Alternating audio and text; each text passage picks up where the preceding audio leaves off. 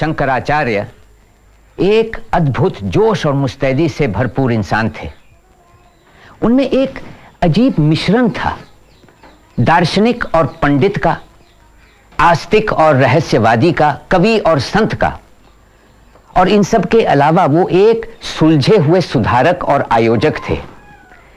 जाहिर है कि वो अपने लक्ष्य के बारे में पूरी तरह सचेत थे और पूरे भारत को कन्याकुमारी से हिमालय तक अपनी कर्मभूमि मानते थे। भारत एक अस्तित्व था जो एक ही संस्कृति से जुड़ा था, चाहे उसकी बाहरी शक्लें अलग क्यों न हो। उन्होंने पूरी कोशिश की कि उस समय की कई अलग धाराओं को एक मत किया जाए। शंकराचार्य मानते थे कि मोक्ष पाने के दो रास्ते हैं, ज्ञान और भक्ति। शंकराचार्य के दर्शन ने दक्षिण में काफी पहले शुरू हुए मगर लोक जीवन में अस्त व्यस्त ढंग से फैले धार्मिक आंदोलन को शास्त्रीय रूप दिया और शिखर पर पहुंचा दिया। ऐसा लगता है कि भक्ति के इस नए रूप का विकास पहले पहल तमिल देश में हुआ।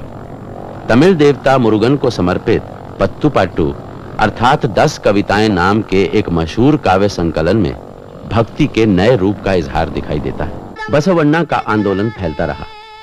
बड़ी तादाद में शूद्र इस संप्रदाय में शामिल हुए, जिसकी वजह से उन्हें सामाजिक सम्मान मिला। बाद में तो बहुत से शासकों ने भी वीरशैव धर्म स्वीकार कर लिया। आज दक्षिण में वीरशैव लिंगायत एक बड़े धर्म संप्रदाय के रूप में माना जाता है। 13वीं सदी के अंत में कन्नड़ा की पड़ोसी भाषा मराठी भक्ति साहित्य का माध्यम बनी। ज्ञानेश्वर मराठी भाषा के पहले भक्ति कवि माने जाते हैं। उन्होंने भगवत गीता को मराठी में लिखा। उत्तर में मौर्यों का निजाम खत्म होने पर 1000 साल या उससे भी ज्यादा समय तक दक्षिण भारत में बड़ी बड़ी रियासतें कायम हुईं और फली फूलीं। लगातार हमलों से तबाह कितने ही लोग उत्तर से भागकर ठिकाना पाने दक्षिण की इन रियासतों की ओर आए। इन रियासतों की ताकत बढ़ रही थी, उनके दरबारों में बड़ी शान और शौकत थी। अब जरूर ही ऐसे माहौल में उत्तर से आने वालों को कला, साहित्य और दस्तकारी में प्रतिभा दिखाने के काफी मौके मिले होंगे। इस तरह तहजीब और सियासत दोनों में दक्षिण का रुतबा काफी बढ़ा। अमन का वातावरण दक्षिण में भी नहीं था। कभी तो पल्लवों और पांड्यों के बीच आपस में युद्ध छिड़ जाता, कभी पड़ोस के दक्कन राज्यों के साथ। लेकिन ऐसे वातावरण में भी तमिल प्रदेश में संस्कृति का तेजी से विकास होता चला गया, खासकर पल्लवों के राज में। महेंद्र वर्मन ने ही सबसे पहले ठोस चट्टानों को तराशकर वैदिक मंदिर बनवाए। मंदिर बनाने की यह कला महेंद्र वर्मन ने बौद्ध और जैनियों से ली थी। जैसे जैसे भक्ति का प्रभाव बढ़ता गया, ये मंदिर संस्कृति के केंद्र बन गए। मंदिर ही वो माध्यम बना जिससे पल्लव समाज को एक सूत्र में बांधकर रखा जा सकता था। एक ऐसे समाज को जिसमें जैन या बौद्ध धर्म त्याग कर आने वाले व्यापारी और शिल्पकार भी थे, और वो शूद्र खेतीहर भी जिन्हें उससे पहले कभी भी वैदिक बलि अनुष्ठानों में शामिल नहीं किया गया था। पहले के राजा अपने पद को धर्म सम्मत बनाने के लिए वैदिक संस्कार अपनाया करते थे। पल्लव राजाओं ने इस उद्देश्य को पूरा करने के लिए मंदिर बनवाए। मंदिर बने तो ब्राह्मणों की जरूरत हुई। ब्राह्मणों को जीविका चलाने के लिए राजा से दान में जमीन मिलने लगी, जिसे ब्रह्मदेव कहते थे। साथ ही साथ हर एक मंदिर के पास अपनी अलग जमीन थी ही। यानी ग्रामीण इलाकों में किसानों के अलावा मंदिर और ब्राह्मण भी जमीन के मालिक बन गए। लेकिन किसानों का गांव हो या ब्राह्मणों का ब्रह्मदेव, खेती का काम और पैदावार का बंटवारा ग्राम सभा ही किया करती। ग्राम सभा को ब्राह्मणों के गांव में सभा और किसानों के गांव में उर कहते थे। सभा और उर उस समय से लेकर चोला राजाओं के पतन तक गांव में काफी असरदार बने रहे। जो लोग व्यापार में लगे थे उनकी अपनी सभा थी, नागरम। लेकिन समाज में व्यापारियों को किसानों से कोई अलग दर्जा नहीं मिला हुआ था, क्योंकि वास्तव में वो किसान ही थे जो अब व्यापारी बन रहे थे। व्यापारियों का पुराना समूह भी था जिसे 500 व्यापारियों का दल कहते थे। ये दल कीमती चीजों का व्यापार करता था और काफी संपन्न था। इस दल ने कई मंदिर बनवाए और अपने बारे में शिलालेख तैयार कराए। पल्लव और आगे चलकर चोल राजाओं ने व्यापार को बढ़ावा देने के लिए जल सेना तैयार की। ये सेना बाद में कंबोज, चंपा, श्रीविजय और दूसरे राज्यों की स्थापना में भी काम आई। फिर चोल वंश का निजाम फैलने लगा और 9वीं सदी के बीच के दौर तक आते आते दक्षिण हिंदुस्तान की सियासत पर उसका पूरा कब्जा हो गया। और भी इलाका जीतने के इरादे से चोल उत्तर में भी बढ़े, जहां अचानक उन्हें राष्ट्रकूटों ने शिकस्त दे दी। लेकिन फिर तुरंत बाद ही चोल सम्राट राजा राजा ने फतेह हासिल कर ली। ये वो दौर था जब उत्तर में तुर्क हमला किए जा रहे थे, मगर राजा राजा अपने सियासती मंसूबों को पूरा करने ऐसे बढ़ रहा था मानो उसे इन हमलों की कोई परवाह नहीं थी। दरअसल उत्तर में जो कुछ हो रहा था उससे राजा राजा को सचमुच कोई फर्क नहीं पड़ता था। उसने बढ़कर लंका को जीत लिया। लंका में चोल हुकूमत 70 सालों तक कायम रही। राजा राजा का बेटा राजेंद्र अपने बाप की तरह ही जंगी और हमलावर मिजाज का था। उसने श्री विजय राज्य को शिकस्त देने के लिए अपने जंगी हाथियों को जहाजों पर चढ़ाकर हमला बोला और विजय पाई। लौटकर उत्तरी हिंदुस्तान में बंगाल पर फतेह की और इस तरह गुप्त वंश के बाद चोल साम्राज्य हिंदुस्तान का सबसे बड़ा निजाम बन गया। हालांकि चोल तमिल थे, लेकिन वो मानते थे कि उनका अपना वंश सूर्य देवता से शुरू होता है और उनका जिक्र महाभारत में भी किया गया है। राजराजा या उनके समय के चोल समाज के बारे में अभी तक थोड़ा कुछ ही पता चल सका है। राजराजा के बेटे राजेंद्र चोल ने बंगाल जीतने के बाद विजय प्रतीक के रूप में अपना मंदिर नगर गंगईकोंड चोलपुरम बनाया। बाद में चोल समाज में भारत के दूसरे हिस्सों की तरह वो प्रक्रिया शुरू हुई जिसे नीचे से उभरा सामंतवाद कहा जाता है। इस दौर में गांव के सरदार राजा के लिए किसानों से कर वसूलने लगे। ग्राम सभा का प्रभाव घटता चला गया। कुल मिलाकर ऐसा कह सकते हैं कि भारत, खासकर दक्षिण भारत का सुनहरा दौर राजराजा का शासन अंत होने के साथ 1000 ईस्वी के आसपास समाप्त हो गया। शायद ठीक हो कि हम अपनी यात्रा चंद लम्हों के लिए रोक लें और जरा मुड़कर पीछे देखें। हम अब तक ईसा काल के 1000 साल पार कर चुके हैं। इन 1000 सालों में कितना उतार चढ़ाव आया हिंदुस्तान में, बाहरी दुश्मनों के कितने हमले हुए, कितनी अंदरूनी तबाहियां हुई। फिर भी ये एक उत्साही कौमी जीवन का जमाना था जिसमें एक उमंग थी।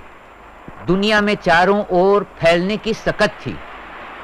ईरान, चीन, यूनान और मध्य एशिया से ताल्लुकात बढ़े और पूर्वी समंदरों की ओर फैलाव हुआ, जिसकी वजह से हिंदुस्तानी उपनिवेश कायम हुए और हिंदुस्तानी तहजीब मुल्क की सरहदों को पार कर गई। दक्षिण पूर्व एशिया में उपनिवेश कायम करने वाले दल दक्षिण भारत से गए थे। उत्तर और दक्षिण दोनों मिलकर जिंदगी के इस साहस भरे सफर पर निकले और एक दूसरे की ताकत और हौसला बढ़ाते रहे। 648 ईस्वी में राजा हर्ष की मौत हुई। हर्ष की जिंदगी में ही मुल्क की उत्तर पश्चिमी सरहद पर बलूचिस्तान में एक छोटा सा बादल मंडराने लगा था। ये बादल पश्चिमी एशिया, उत्तरी अफ्रीका और दक्षिणी यूरोप पर छाई हुई आंधी की खबर लाया था। अरब से एक नया पैगंबर निकला था जिसका नाम था मोहम्मद और जिसका मजहब इस्लाम। इस नए मजहब से अरबों में गजब का जोश आ गया था और वो घोड़े दौड़ाते हुए इलाकों के बाद इलाके जीत रहे थे। हर्ष के जमाने में ही अरब बलूचिस्तान आ पहुंचे और उन्होंने सिंध पर कब्जा कर लिया था। इसके आगे अरब हिंदुस्तान में नहीं बढ़ पाए और कई सौ साल तक उनके हिंदुस्तानी राजाओं से ताल्लुकात बेहद दोस्ताना रहे। राष्ट्रकूटों के साथ अरबों की खास दोस्ती थी। बहुत से अरब भारत के पश्चिमी तट पर बस गए और उन्होंने अपनी अपनी बस्तियों में मस्जिदें भी खड़ी की। वो मजहब का प्रचार भी करते और कभी कभार कुछ लोगों का मजहब तब्दील करने में कामयाब हो जाते। इसका जनता या सरकार की तरफ से कोई विरोध नहीं हुआ, क्योंकि हिंदुस्तान की पुरानी परंपरा थी कि हर रिवायत और मत का सम्मान किया जाए। इस तरह एक सियासी ताकत की शक्ल लेने से सदियों पहले इस्लाम हिंदुस्तान में एक मजहब के रूप में आ चुका था। 11वीं सदी में जब इस्लाम हमलावर बनकर भारत आया, तभी सहनशीलता की जगह संघर्ष और नफरत ने ले ली। यह हमला अरबों का नहीं, बल्कि उन चंद मध्य एशियाई कबीलों का काम था जो मजहब तब्दील करके मुसलमान बन गए थे।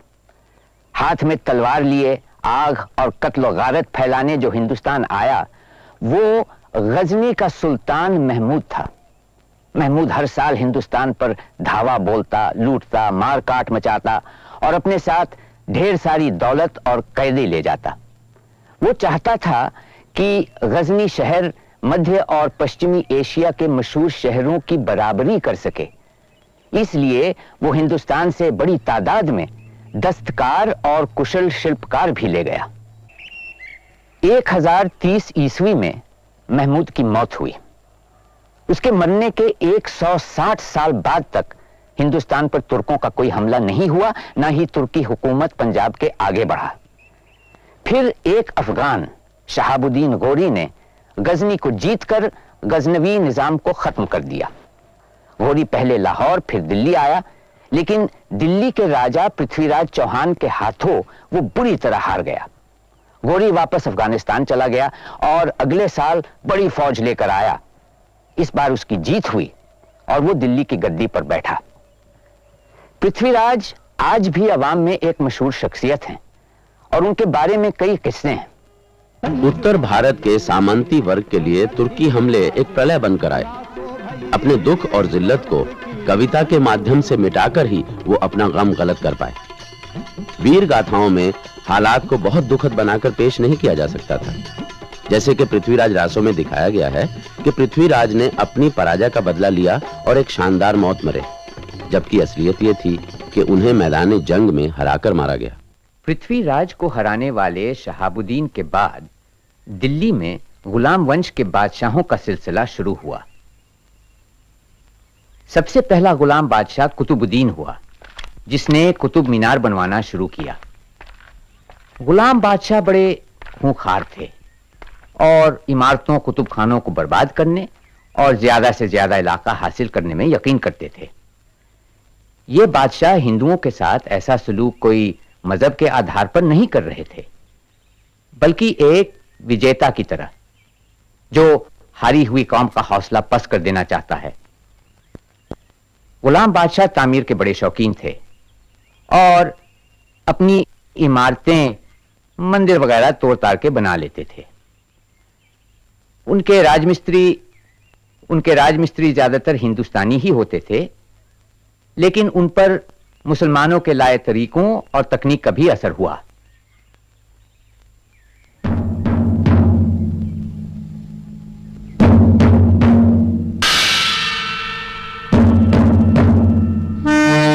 गुलाम बादशाहों का सिलसिला 1290 ईस्वी में खत्म हो गया।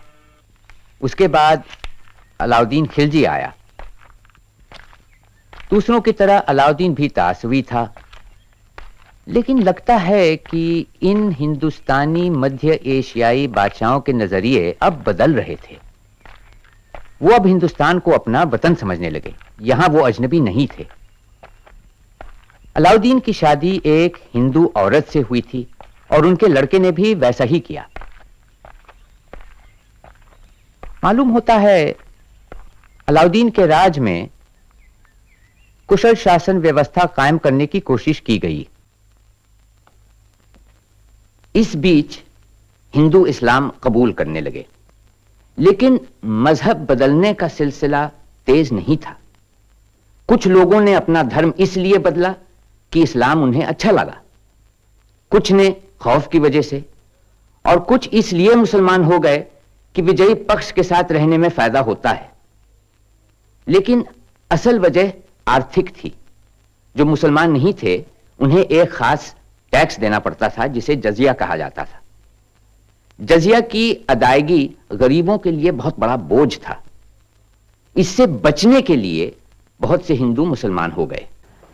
अपनी आर्थिक नीतियों की वजह से अलाउद्दीन खिलजी एक बड़ी फौज खड़ी करने में कामयाब हुआ। इस फौज की मदद से उसने गुजरात और दक्षिण भारत के बहुत बड़े हिस्से को जीत लिया। उसका सिपह सालार मलिक काफूर दक्षिण से बेशुमार दौलत बटोर कर लाया, कहते हैं कि 50,000 मन सोना, ढेरों मोती और जवाहरात, 20,000 घोड़े और 312 हाथी इस लूट में शामिल थे।